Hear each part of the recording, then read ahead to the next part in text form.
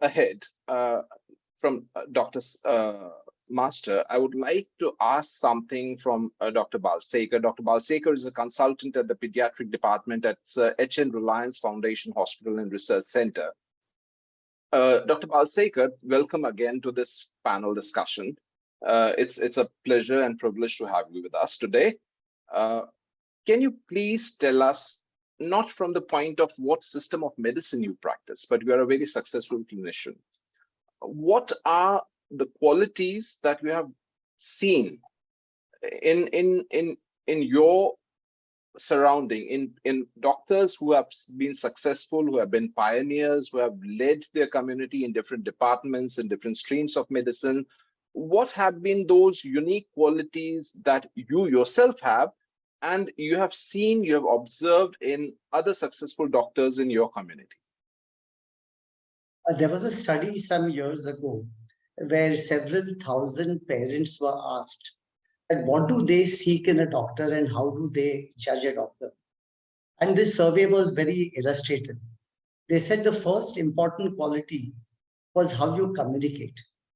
Now, during our academic years, when we were in KEM hospital, we used to see well-known doctors practicing their specialties, and everybody had their own style.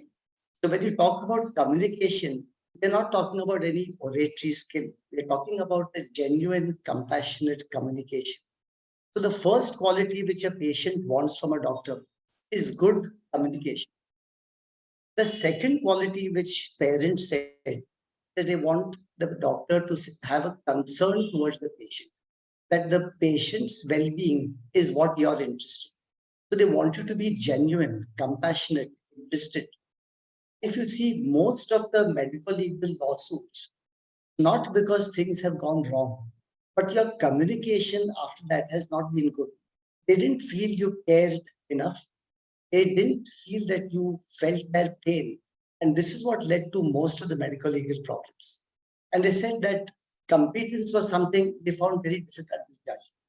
So if you look around and you see good practicing doctors, you see that they all have good bedside manners. They communicate empathetically. They're compassionate. They show their concern by going beyond the call of duty.